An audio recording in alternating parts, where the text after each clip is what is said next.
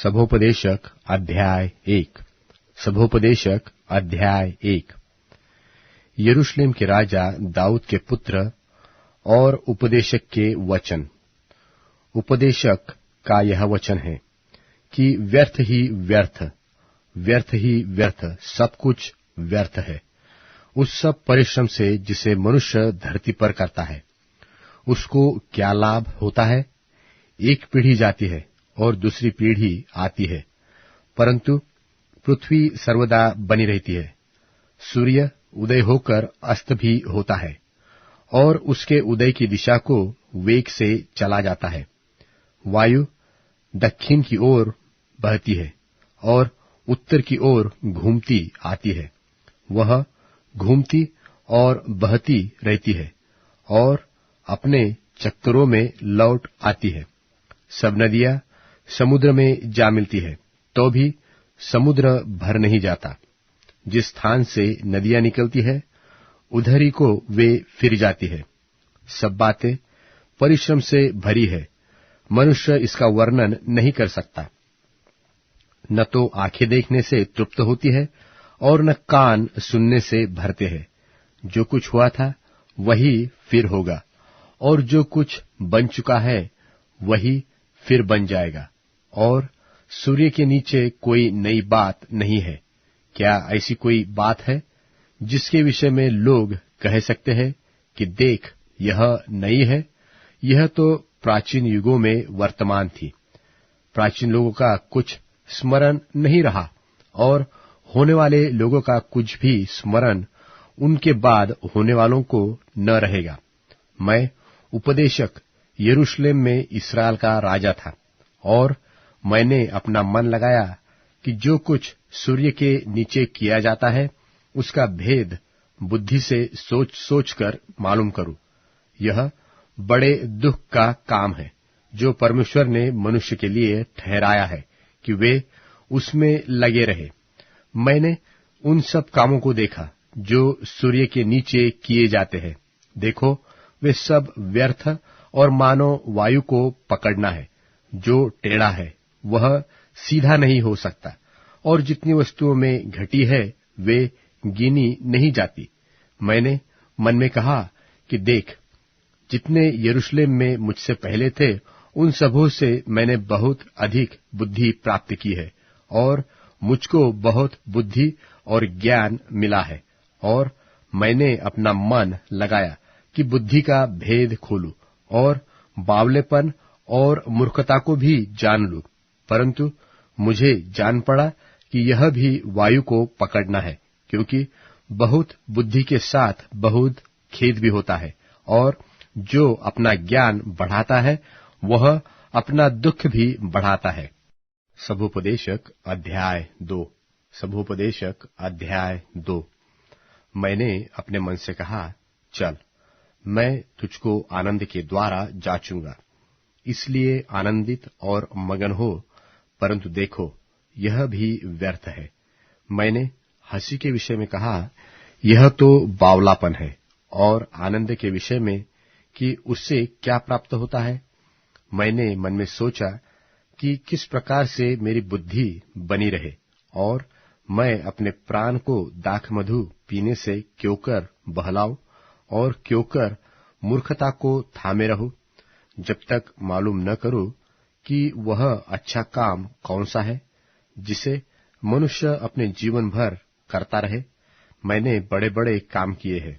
मैंने अपने लिए घर बनवा लिए, मैंने अपने लिए दाख की बारियां लगवाई, मैंने अपने लिए बारियां और बाग लगवा लिए, और उनमें भांति भांति के फलदायी वृक्ष लगाए। मैंने अपने लिए कुंड खुदवा लिए कि उनसे वह वन सींचा जाए जिसमें पौधे लगाए जाते हैं। मैंने दास और दासियां मोल ली, और मेरे घर में दास उत्पन्न भी हुए, और जितने मुझसे पहले यरूशलेम में थे उनसे कहीं अधिक मैं गाय बैल और भेड़ बकरियों का स्वामी था। मैंने चांदी और सोना भी और राजाओं और प्रांतों के बहुमूल्य पदार्थों का संग्रह किया। मैंने अपने लिए गवैये और गाने वालियों को रख लिया, और बहुत सी कामिनियां भी जिनसे मनुष्य सुख पाते हैं अपनी कर ली।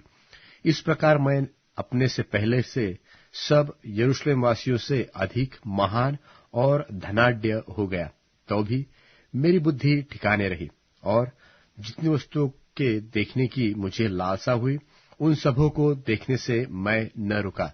मैंने अपना मन किसी प्रकार का आनंद भोगने से न रोका, वरन मेरा मन मेरे सब परिश्रम के कारण आनंदित हुआ, और मेरे सब परिश्रम से मुझे यही भाग मिला। तब मैंने फिर से अपने हाथों के सब कामों को और अपने सब परिश्रम को देखा, तो क्या देखा कि सब कुछ व्यर्थ और वायु को पकड़ना है, और संसार में कोई लाभ नहीं। फिर मैंने अपने मन को फेरा कि बुद्धि और बावलेपन और मूर्खता के कार्यों को देखूं कि जो मनुष्य राजा के पीछे आएगा वह क्या करेगा। केवल वही जो होता चला आया है। तब मैंने देखा कि उजियाला अंधियारे से जितना उत्तम है, उतना बुद्धि भी मूर्खता से उत्तम है। जो बुद्धिमान है उसके सिर में आंखें रहती है, परंतु मूर्ख अंधियारे में चलता है। तो भी मैंने जान लिया कि दोनों की दशा एक सी होती है। मैंने मन में कहा, जैसी मूर्ख की दशा होगी वैसी ही मेरी भी होगी। फिर मैं क्यों अधिक बुद्धिमान हुआ? तब मैंने मन में कहा, यह भी व्यर्थ ही है, क्योंकि न तो बुद्धिमान और न मूर्ख का स्मरण सर्वदा बना रहेगा, क्योंकि भविष्य में सब कुछ समाप्त हो जाएगा, और बुद्धिमान क्यों कर मूर्ख के समान मरता है। इसलिए मैं अपने जीवन से द्वेष रखता हूं, क्योंकि जो काम संसार में किया जाता है मुझे बुरा मालूम होता है, क्योंकि सब कुछ व्यर्थ और वायु को पकड़ना है। और मैंने अपने सारे परिश्रम के प्रतिफल से, जिसे मैंने धरती पर किया था, उदास हुआ, क्योंकि अवश्य है कि मैं उसका फल उस मनुष्य के लिए जो मेरे बाद आएगा छोड़ जाऊं। यह कौन जानता है कि वह मनुष्य बुद्धिमान होगा व मूर्ख। तो भी जितना परिश्रम मैंने किया और उसके द्वारा धरती पर बुद्धि प्रकट की, उसके फल का वही अधिकारी होगा। यह भी व्यर्थ ही है। तब मैं पलटकर उस सारे परिश्रम के विषय में जो मैंने धरती पर किया था अपने मन में निराश हुआ, क्योंकि ऐसे मनुष्य भी है जिसके परिश्रम का कार्य बुद्धि और ज्ञान से होता है और सफल भी होता है। तो भी उसको ऐसे मनुष्य के लिए जिसने उसमें कुछ भी परिश्रम न किया हो छोड़ जाना पड़ता है कि उसी का भाग हो जाए। यह भी व्यर्थ और बहुत ही बुरा है, क्योंकि मनुष्य जो धरती पर मन लगा लगा कर परिश्रम करता है, उससे उसको क्या लाभ होता है? उसके सब दिन तो दुख से भरे रहते हैं और उसका काम खेत के साथ होता है, वरन रात को भी उसका मन चैन नहीं पाता। यह भी व्यर्थ ही है। मनुष्य के लिए खाने पीने और परिश्रम करते हुए अपने जीवन को सुखी बनाने के सिवाय और कुछ भी अच्छा नहीं है। मैंने इसको भी देखा कि यह भी परमेश्वर की ओर से मिलता है, क्योंकि खाने पीने और सुख भोगने में मुझसे अधिक समर्थ कौन है? जो मनुष्य परमेश्वर की दृष्टि में अच्छा है, उसको वह बुद्धि और ज्ञान और आनंद देता है, परंतु पापी को वह दुख भरा काम ही देता है कि वह उसको देने के लिए संचय करके ढेर लगाए, जो परमेश्वर की दृष्टि में अच्छा हो। यह भी व्यर्थ और वायु को पकड़ना है। सबोपदेशक अध्याय 3। सबोपदेशक अध्याय 3। हर एक बात का एक अवसर और प्रत्येक काम का जो आकाश के नीचे होता है एक समय है। जन्म का समय और मरने का भी समय है, बोने का समय और बोए हुए को उखाड़ने का भी समय है, घात करने का समय और चंगा करने का भी समय, ढा देने का समय और बनाने का भी समय है, रोने का समय और हंसने का भी समय, छाती पीटने का समय और नाचने का भी समय है, पत्थर फेंकने का समय और पत्थर बटोरने का भी समय, गले लगाने का समय और गले लगाने से रुकने का भी समय है, ढूंढने का समय और खो देने का भी समय, बचा रखने का समय और फेंक देने का भी समय है, फाड़ने का समय और सीने का भी समय, चुप रहने का समय और बोलने का भी समय है, प्रेम करने का समय और बैर करने का भी समय, लड़ाई का समय और मेल का भी समय। काम करने वालों को अपने परिश्रम से क्या लाभ होता है? मैंने उस दुख भरे काम को देखा है जो परमेश्वर ने मनुष्य के लिए ठहराया है कि वे उसमें लगे रहे। उसने सब कुछ ऐसा बनाया कि अपने अपने समय पर वे सुंदर होते हैं। फिर उसने मनुष्य के मन में अनादि अनंत काल का ज्ञान उत्पन्न किया है। तो भी जो काम परमेश्वर ने किया है वह मनुष्य आदि से अंत तक बूझ नहीं सकता। मैंने जान लिया है कि मनुष्यों के लिए आनंद करने और जीवन भर भलाई करने के सिवाय और कुछ भी अच्छा नहीं। और फिर यह परमेश्वर का दान है कि सब मनुष्य खाए पिए और अपने अपने सब परिश्रम में सुखी रहे। मैंने यह भी जान लिया कि जो कुछ परमेश्वर करता है वह सदा स्थिर रहेगा, न तो उसमें कुछ बढ़ाया जाता है और न कुछ घटाया जाता है। और परमेश्वर इसलिए ऐसा करता है कि लोग उसका भय माने।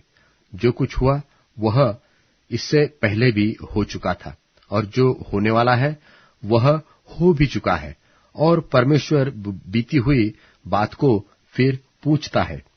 फिर मैंने संसार में क्या देखा कि न्याय के स्थान में दुष्टता होती है और धर्म के स्थान में दुष्टता होती है। मैंने मन में कहा कि परमेश्वर धर्मी और दुष्ट दोनों का न्याय करेगा, क्योंकि उसके यहाँ एक एक विषय और एक एक काम का समय है। मैंने मन में कहा कि यह तो मनुष्यों के कारण इसलिए होता है कि परमेश्वर उनको जांचे और वे देख सके कि हम पशु के समान हैं, क्योंकि जैसी मनुष्यों की वैसी ही पशुओं की भी दशा होती है। दोनों की वह दशा होती है, जैसे यह मरता है वैसे ही वह भी मरता है, और सबों का एक सा प्राण है। और मनुष्य पशु से कुछ बढ़कर नहीं, क्योंकि सब कुछ व्यर्थ ही है, सब एक स्थान में जाते हैं, सब मिट्टी से बने हैं और सब मिट्टी में फिर मिल जाते हैं। मनुष्यों का प्राण क्या ऊपर की ओर चढ़ता है, और पशुओं का प्राण क्या नीचे की ओर जाकर मिट्टी में मिल जाता है, यह कौन जानता है? और मैंने देखा कि इससे अधिक कुछ अच्छा नहीं कि मनुष्य अपने कामों में आनंदित रहे, क्योंकि उसका भाग यही है, और उसके पीछे होने वाली बातों के देखने के लिए कौन उसको लौटा लाएगा? सबोपदेशक अध्याय 4। सबोपदेशक अध्याय 4। तब मैंने फिरकर वह सब अंधेर देखा जो संसार में होता है, और क्या देखा कि अंधेर सहने वालों के आंसू बह रहे हैं, और उनको कोई शांति देने वाला नहीं। और अंधेर करने वालों के तो शक्ति है, परंतु उनको भी कोई शांति देने वाला नहीं। इसलिए मैंने मरे हुओं को जो मर चुके हैं उन जीवितों से जो अब तक जीवित है अधिक सराहा, वरन उन दोनों से अधिक सुभागी वह है जो अब तक पैदा हुआ ही नहीं, क्योंकि उसने ये बुरे काम नहीं देखे जो संसार में होते हैं। तब मैंने सब परिश्रम के काम और सब सफल कामों को देखा कि इसके कारण लोग अपने पड़ोसी से जलते हैं। यह भी व्यर्थ और मन का कूढ़न है। मूर्ख छाती पर हाथ रखे रहता और अपना मांस खाता है। चैन के साथ एक मुट्ठी उन दो मुट्ठियों से अच्छी है जिनके साथ परिश्रम और मन का कूढ़न है। तब मैंने फिरकर धरती पर यह भी व्यर्थ बात देखी। कोई अकेला रहता और उसका कोई नहीं है, न उसके बेटा है न भाई है, तो भी उसके परिश्रम का अंत नहीं होता और न उसकी आंखें धन से संतुष्ट होती है। वह कहता है कि मैं किसके लिए परिश्रम करता और अपने जीवन को सुख रहित रखता हूं। यह भी व्यर्थ और निरा दुख भरा काम है। एक से दो अच्छे हैं, क्योंकि उनके परिश्रम का अच्छा फल मिलता है। क्योंकि यदि उनमें से एक गिरे तो दूसरा उसको उठाएगा, परंतु हाय उस पर जो अकेला होकर गिरे और उसका कोई उठाने वाला न हो। फिर यदि 2 जन एक संग सोए तो वे गर्म रहेंगे, परंतु कोई अकेला क्यों कर गर्म हो सकता है? और कोई अकेले पर प्रबल हो तो हो, परंतु 2 उसका सामना कर सकेंगे। और जो डोरी 3 तागे से बटी हो वह जल्दी तही टूटती है। बुद्धिमान लड़का दरिद्र होने पर भी ऐसे बूढ़े और मूर्ख राजा से जो फिर उपदेश ग्रहण न करे कहीं उत्तम है, क्योंकि वह तो उसके राज्य में धनहीन उत्पन्न हुआ और वह बंदी गृह से निकलकर राजा हुआ। मैंने सब जीवतों को जो धरती पर चलते फिरते हैं देखा कि वे उस दूसरे लड़के के संग हो लिए हैं, जो उनका स्थान लेने के लिए खड़ा हुआ। अनगिनत थे वे सब लोग जिन पर वह प्रधान हुआ, तो भी भविष्य में होने वाले लोग उसके कारण आनंदित न होंगे। निसंदेह यह भी व्यर्थ और मन का कूढ़न है। सभोपदेशक अध्याय 5। सभोपदेशक अध्याय 5। जब तू परमेश्वर के भवन में जाए तब सावधानी से चलना, क्योंकि सुनने के लिए समीप जाना मूर्खों के बलिदान चढ़ाने से अच्छा है, इसलिए कि वे नहीं जानते कि बुरा करते हैं। बातें करने में उतावली न करना, और अपने मन से कोई बात उतावली से परमेश्वर के सामने न निकालना, क्योंकि परमेश्वर स्वर्ग में है, परंतु तू पृथ्वी पर है, इसलिए तेरे वचन थोड़े ही हो। क्योंकि जैसे कार्य की अधिकता से स्वप्न देखा जाता है, वैसे ही बहुत सी बातों का बोलने वाला मूर्ख ठहरता है। जब तू परमेश्वर के लिए मन्नत माने, तब उसके पूरा करने में विलंब न करना, क्योंकि वह मूर्खों से प्रसन्न नहीं होता। इसलिए जो मन्नत तूने मानी हो उसे पूरी करना। मन्नत मानकर पूरी न करने से मन्नत का न मानना ही अच्छा है। कोई वचन कहकर अपना शरीर पाप में न फंसाना, और न परमेश्वर के दूत के सामने कहना कि यह भूल से हुआ। परमेश्वर क्यों तेरा बोल सुनकर अप्रसन्न हो और तेरे हाथ के कार्यों को नष्ट करे? क्योंकि स्वप्नों की अधिकता और व्यर्थ कामों और बातों की बहुतायत से ऐसा होता है। परंतु तू परमेश्वर का भय मानना। यदि तू किसी प्रांत में निर्धनों का अंधेर सहना और न्याय और धर्म को बड़े लोगों से बिगड़ता देखे, तो इस बात से चकित न होना, क्योंकि उन बड़ों से भी एक बड़ा है और उसको इन बातों की सुधि रहती है, और उन दोनों से भी कोई अधिक बड़ा है। भूमि की उपज सबके लिए है, वरन खेती से राजा का भी काम निकालता है।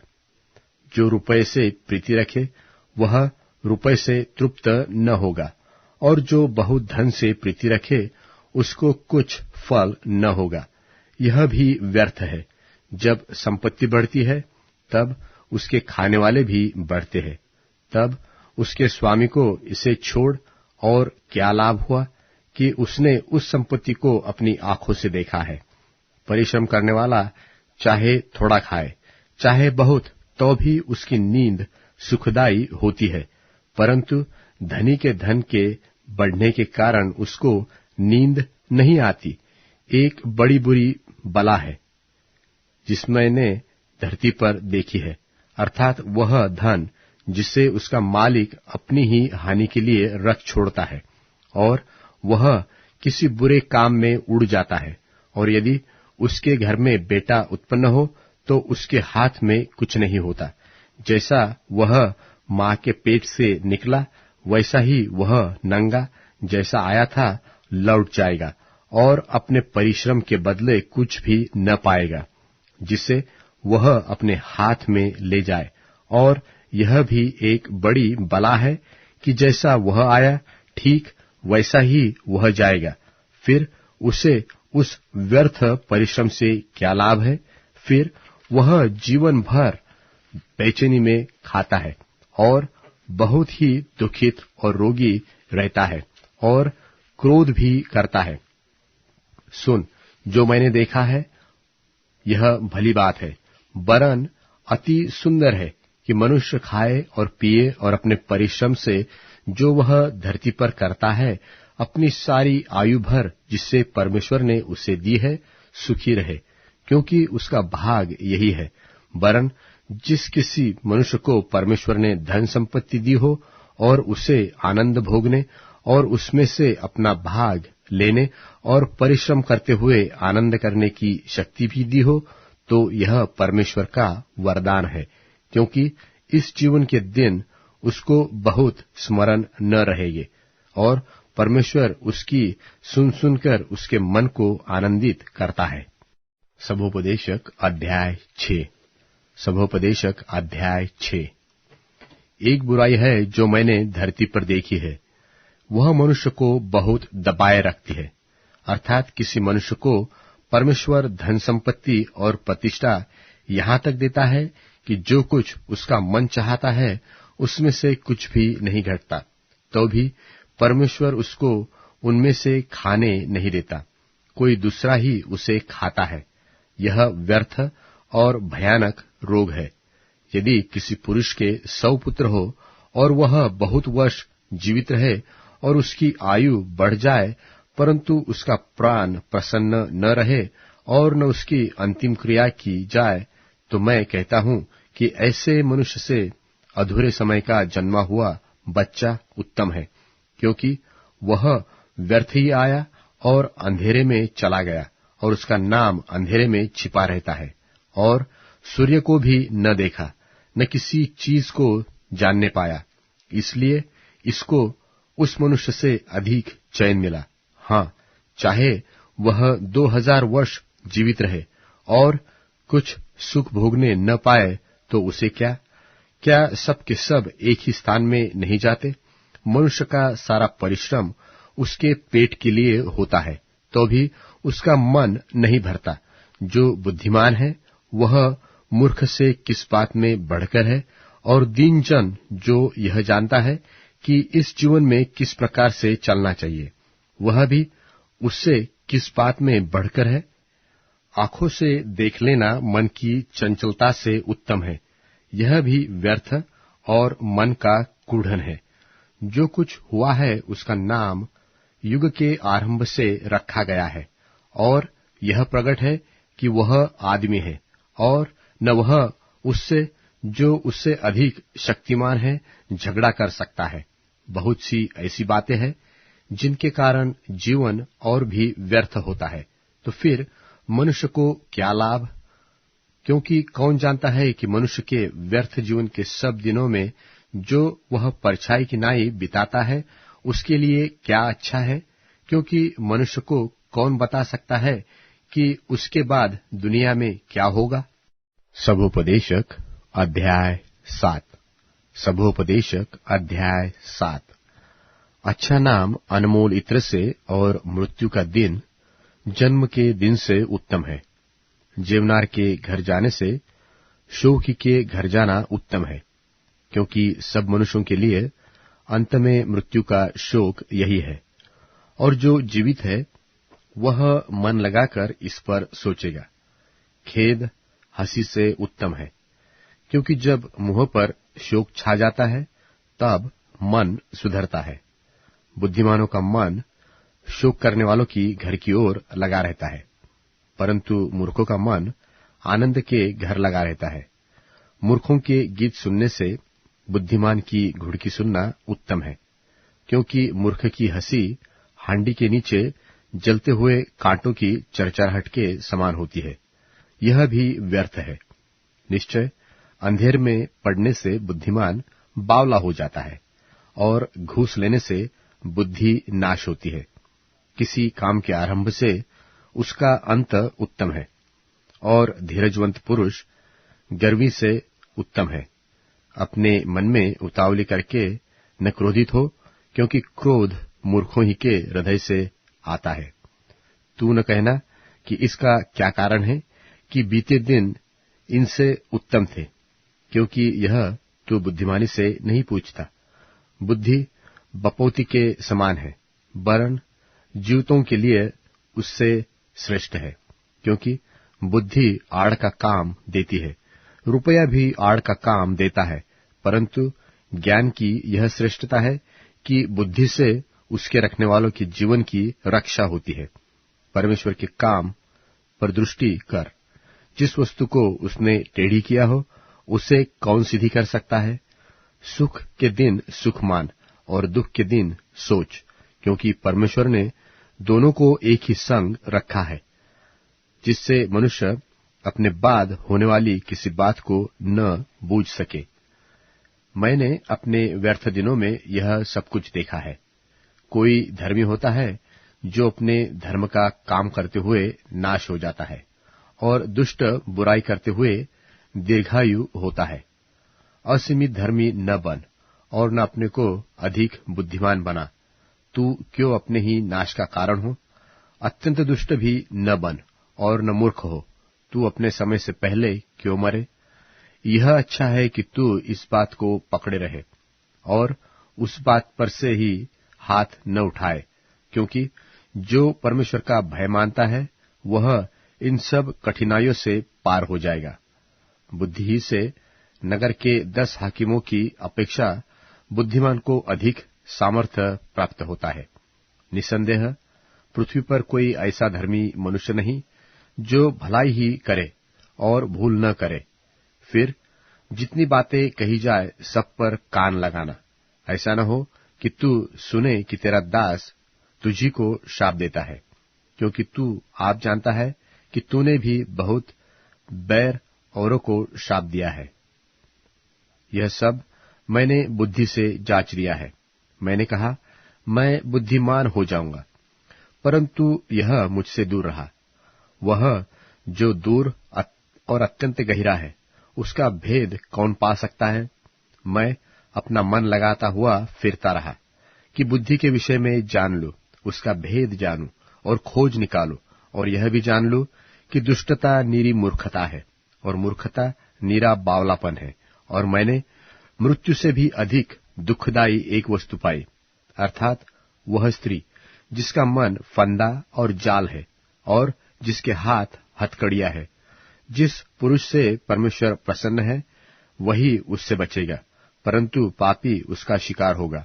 देख, उपदेशक कहता है कि मैंने ज्ञान के लिए अलग अलग बातें मिलाकर जांची और यह बात निकाली जिसे मेरा मन अब तक ढूंढ रहा है, परंतु नहीं पाया।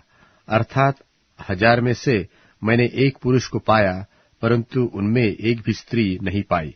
देखो, विशेष करके मैंने यह बात पाई है कि परमेश्वर ने मनुष्य को सीधा बनाया, परंतु मनुष्यों ने बहुत सी युक्तियां निकाली है।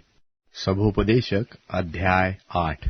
सभोपदेशक अध्याय 8। बुद्धिमान के तुल्य कौन है और किसी बात का अर्थ कौन लगा सकता है? मनुष्य की बुद्धि के कारण उसका मुख चमकता और उसके मुख की ढीठाई दूर हो जाती है। मैं तुझे सम्मति देता हूं कि परमेश्वर की शपथ के कारण राजा की आज्ञा मान। राजा के सामने से उतावली के साथ न लौटना, न बुरी बात पर हट करना, क्योंकि वह जो कुछ चाहता है करता है। क्योंकि राजा के वचन में तो सामर्थ्य रहती है, और कौन उससे कह सकता है कि तू क्या करता है? जो आज्ञा को मानता है वह बुरी बात में भागी नहीं होता, और बुद्धिमान का मन समय और न्याय का भेद जानता है, क्योंकि एक एक विषय का समय और नियम होता है। इस कारण मनुष्य की दुर्दशा उसके लिए बहुत भारी है। वह नहीं जानता कि क्या होने वाला है और कब होगा, यह उसको कौन बता सकता है? कोई ऐसा मनुष्य नहीं जिसका वश प्राण पर चले कि वह उसे निकालते समय रोक ले, और न कोई मृत्यु के दिन में अधिकार होता है, और न उस लड़ाई में छुट्टी मिल सकती है, और न दुष्ट लोग अपनी दुष्टता के कारण बच सकते हैं। यह सब कुछ मैंने देखा, और जितने काम धरती पर किए जाते हैं सबको मन लगाकर ध्यानपूर्वक देखा कि ऐसा समय होता है कि एक मनुष्य दूसरे मनुष्य पर अधिकारी होकर अपने ऊपर हानि लाता है, और मैंने दुष्टों को गाड़े जाते देखा, अर्थात उनकी कब्र तो बनी परंतु जिन्होंने ठीक काम किया था वे पवित्र स्थान से निकल गए और उनका स्मरण नगर में न रहा। यह भी व्यर्थ ही है। बुरे काम के दंड की आज्ञा फुर्ती से नहीं दी जाती। इस कारण मनुष्यों का मन बुरा काम करने की इच्छा से भरा रहता है। चाहे पापी 100 बार पाप करे और अपने दिन भी बढ़ाए तो भी मुझे निश्चय है कि जो परमेश्वर से डरता है और अपने तय उसके सन्मुख जानकर भय से चलते हैं उनका तो भला ही होगा, परंतु दुष्ट का भला नहीं होगा और उसकी जीवन रूपी छाया लंबी होने न पाएगी, क्योंकि वह परमेश्वर का भय नहीं मानता। एक व्यर्थ बात पृथ्वी पर होती है, अर्थात ऐसे धर्मी है जिनकी वह दशा होती है जो दुष्टों को होनी चाहिए। ऐसे दुष्ट भी है जिनकी वह दशा होती है जो धर्मियों की होनी चाहिए। और मैंने कहा कि यह भी व्यर्थ ही है। तब मैंने आनंद को सराहा, इसलिए कि सूर्य के नीचे मनुष्य के लिए खाने पीने और आनंद करने को छोड़ कुछ भी अच्छा नहीं, क्योंकि उसको जीवन भर में जो परमेश्वर उसके संग बना लिए धरती पर ठहराए, उसके परिश्रम में वही उसके रहेगा। जब मैंने बुद्धि प्राप्त करने और सब काम देखने के लिए जो पृथ्वी पर किए जाते हैं अपना मन लगाया कि कोई ऐसे भी मनुष्य है जो रात दिन जागते रहते हैं, तब मैंने परमेश्वर का सारा काम देखा जो सूर्य के नीचे किया जाता है। उसकी थाह मनुष्य नहीं पा सकता। चाहे मनुष्य उसकी खोज में परिश्रम भी करे तो भी उसको न जान पाएगा। और यद्यपि बुद्धिमान कहे कि मैं उसे समझूंगा तो भी वह उसकी थाह न पा सकेगा। सभोपदेशक अध्याय 9। सभोपदेशक अध्याय 9। मैंने यह सब कुछ मन लगाकर विचार किया कि इन सब बातों का भेद पाओ। तब पता लगा कि धर्मी और बुद्धिमान लोग और उनके काम परमेश्वर के हाथ में है। मनुष्य के आगे सब प्रकार की बातें हैं, परंतु वह न प्रेम जानता है न बैर। सब घटनाएं सबको एक समान होती है। धर्मी, दुष्ट, भले, शुद्ध, अशुद्ध, यज्ञ करने वाले और न करने वाले सबों की एक ही सी दशा होती है। जैसी भले मनुष्य की दशा वैसी ही पापी की दशा। जैसे शपथ खाने वाले की दशा वैसे ही वह है जो शपथ खाने से डरते हैं। जो कुछ सूर्य के नीचे किया जाता है उसमें यह एक दोष है कि सब लोगों की एक सी दशा होती है, और फिर मनुष्यों के मन में बुराई भरी हुई है, और जब तक वे जीवित रहते हैं उनके मन में बावलापन रहता है, और उसके बाद वे मरे हुओं में जा मिलते हैं। क्योंकि उसको जो सब जीवितों में मिला हुआ है उसको भरोसा है, इसलिए जीवता कुत्ता मरे हुए सिंह से बढ़कर है। क्योंकि जीवते तो इतना जानते हैं कि हम मरेंगे, परंतु मरे हुए कुछ भी नहीं जानते और न उनको बदला मिल सकता है, क्योंकि उनका स्मरण मिट गया है।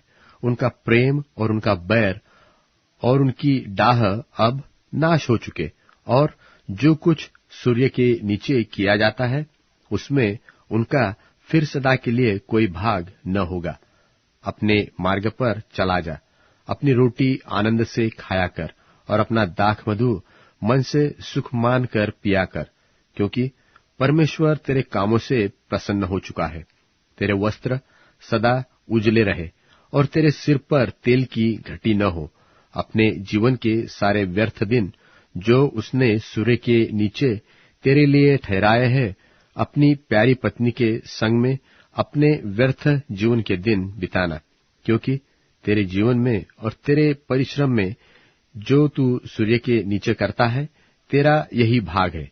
जो काम तुझे मिले उसे अपनी शक्ति भर करना, क्योंकि अधोलोक में जहां तू जाने वाला है न काम है न युक्ति, वहां न ज्ञान और न बुद्धि काम देती है।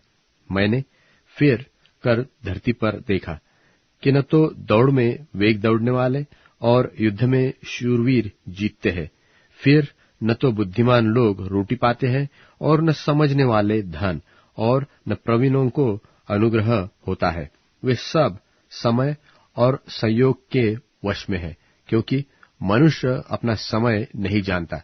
जैसे मछलियां दुखदाई जल में बहती और चिड़िए फंदे में फंसती है, वैसे ही मनुष्य दुखदाई समय में जो उन पर अचानक आ पड़ता है फंस जाते हैं। मैंने सूर्य के नीचे इस प्रकार की भी बुद्धि की बात देखी है, जो मुझे बड़ी जान पड़ी।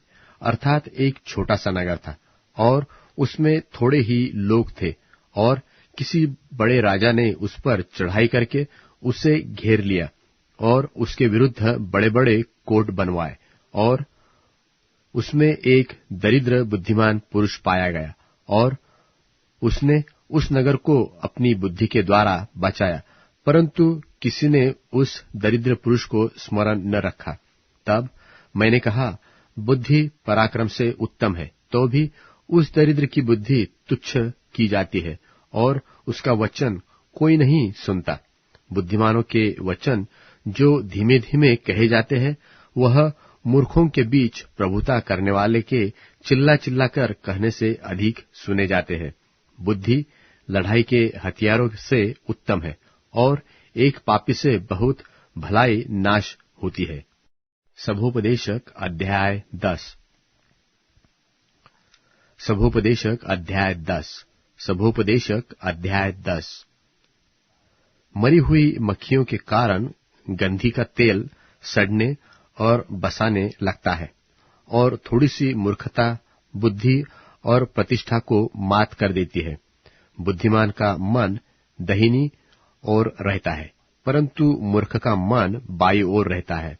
जब मूर्ख मार्ग पर चलता है, तब उसका मन काम में नहीं आता, और वह मानो सबसे कहता है, मैं मूर्ख हूं। यदि हाकिम का क्रोध तुझ पर भड़के, तो अपना स्थान न छोड़ना, क्योंकि धीरज धरने से बड़े बड़े पाप रुकते हैं। एक बुराई है जो मैंने सूर्य के नीचे देखी है, वह हाकिम की भूल से होती है, अर्थात मूर्ख बड़ी प्रतिष्ठा के स्थानों में ठहराए जाते और धनवान लोग नीचे बैठते हैं। मैंने दासों को घोड़े पर चढ़े और रईसों को दासों की नाई भूमि पर चलते हुए देखा है। जो गड्ढा खोदे वह उसमें गिरेगा, और जो बाड़ा तोड़े उसको सर्प डसेगा। जो पत्थर उठाए वह उनसे घायल होगा, और जो लकड़ी काटे उसी से कटने का डर होगा। यदि कुल्हाड़ा थोता हो और मनुष्य उसकी धार को पैनी न करे, तब तो अधिक बल लगाना पड़ेगा, परंतु काम चलाने के लिए बुद्धि से लाभ होता है। यदि मंत्र से पहले सर्प डसे, तो मंत्र पढ़ने वाले को कुछ भी लाभ नहीं। बुद्धिमान के वचनों के कारण अनुग्रह होता है, परंतु मूर्ख अपने वचनों के द्वारा नाश होते हैं। उनकी बात आरंभ में मूर्खता की और अंत में दुखदाई बावलेपन की होती है। मूर्ख बहुत बातें बोलता है, तो भी कोई मनुष्य नहीं जानता कि क्या होगा और उसके बाद क्या होने वाला है। वह कौन उसे बता सकता है? मूर्खों के परिश्रम में थकावट ही होती है। वह नहीं जानता कि नगर को कैसे जाए। हे देश, तुझ पर हाय कि तेरा राजा लड़का है और तेरे हाकिम प्रातःकाल में भोजन करते हैं। देश, तू धन्य है कि तेरा राजा कुलीन का पुत्र है और तेरे हाकिम समय पर भोजन करते हैं, और यह भी मतवाले होने को नहीं, वरन बल चढ़ाने के लिए। आलस्य के कारण छत की कड़ियां दब जाती है और हाथों की सुस्ती के कारण घर टपकता है। भोज हंसी खुशी के लिए किया जाता है और दाख मधु से जीवन को आनंद मिलता है और रुपयों से सब कुछ प्राप्त होता है। राजा को मन ही मन भी शाप न देना और न धनवान को अपने शयन की कोठरी में शाप देना, क्योंकि कोई आकाश का पक्षी तेरे वचन को ले जाएगा और कोई उड़ने वाला जंतु उस बात को प्रकट करेगा। सभोपदेशक अध्याय 11। सभोपदेशक अध्याय 11। अपनी रोटी जल के ऊपर डाल दे, क्योंकि बहुत दिन के बाद तू उसे फिर पाएगा। 7 वरन 8 जनों को भी भाग दे, क्योंकि तू नहीं जानता कि पृथ्वी पर क्या विपत्ति आ पड़ेगी। जब बादल जल भर जाते हैं, तब उनको भूमि पर उंडेल देते हैं, और वृक्ष चाहे दक्षिण की ओर गिरे चाहे उत्तर की ओर, तो भी जिस स्थान पर वृक्ष गिरेगा वही पड़ा रहेगा। जो वायु की सुधि रखेगा वह बीज बोने न पाएगा, और जो बादलों को देखता रहेगा वह लवने न पाएगा, क्योंकि तू नहीं जानता कि वायु के चलने का क्या मार्ग होगा, और गर्भवती के पेट में हड्डियां किस रीति से बढ़ती है। वैसे ही परमेश्वर जो सब कुछ करता है, उसके काम की पूरी रीति तू नहीं जानता। भोर को अपना बीज बो, और सांझ को भी अपना हाथ न रोक, क्योंकि तू नहीं जानता कि कौन सुफल होगा, चाहे यह चाहे वह दोनों के दोनों अच्छे काम निकलेंगे। उजियाला मन भावना होता है, और धूप के देखने से आंखों को सुख होता है। यदि मनुष्य बहुत वर्ष जीवित रहे तो उन सबों में आनंदित तो रहे, परंतु अंधियारे के दिनों की भी सुधि रखे, क्योंकि वे बहुत होंगे। जो कुछ होने वाला है वह व्यर्थ है। हे जवान, अपनी जवानी में आनंद कर, और अपनी जवानी के दिनों में मगन रह, और अपनी मनमानी चाल चल, और अपनी आंखों की दृष्टि से अनुसार चल, परंतु यह जान रख कि इन सब बातों के विषय परमेश्वर तेरा न्याय करेगा। इसलिए अपने मन से खेद और अपनी देह से दुख दूर कर, क्योंकि लड़कपन और जवानी दोनों व्यर्थ है। सभोपदेशक अध्याय 12। सभोपदेशक अध्याय 12। अपनी जवानी के दिनों में अपने सृजनहार को स्मरण रख, कि अब तक विपत्ति के दिन और वे वर्ष नहीं आए जिनमें तू कहेगा कि मेरा मन इनमें नहीं लगता। तब सूर्य और प्रकाश और चंद्रमा और तारागण अंधेरे हो जाएंगे, और वर्षा होने के बाद बादल फिर घिराएंगे। उस समय घर के पहरुए कांपेंगे, और बलवंत झुकेंगे, और पिसनहारियां थोड़ी ही रहने के कारण काम छोड़ देगी, और झरोखों में से देखने वालियां अंधी हो जाएगी, और सड़क की ओर के किवाड़ बंद होंगे, और चक्की पीसने का शब्द धीमा होगा, और तड़के चिड़िया बोलते ही नींद खुलेगी, और सब गाने वालियों का शब्द धीमा हो जाएगा।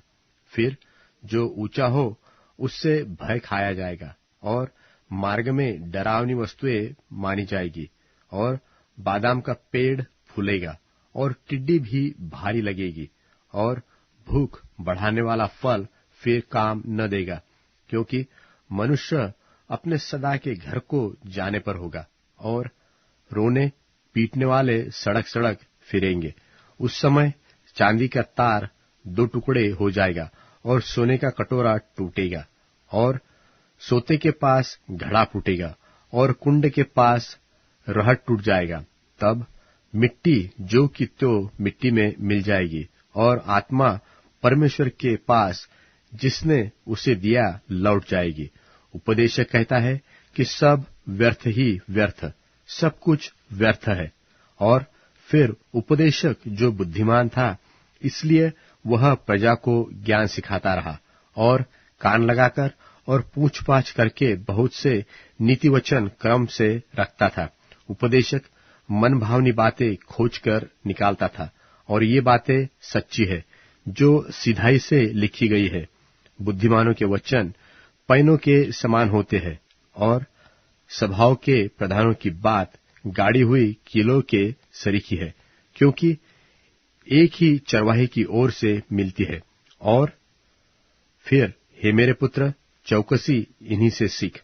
बहुत पुस्तकों की रचना का अंत नहीं होता, और बहुत पढ़ना देह को थका देता है। सब कुछ सुना गया। अंत की बात यह है कि परमेश्वर का भय मान और उसकी आज्ञाओं का पालन कर, क्योंकि सब मनुष्य का काम यही है, और परमेश्वर सब कामों का और सब गुप्त बातों का, चाहे वे भली हो चाहे बुरी, न्याय करेगा।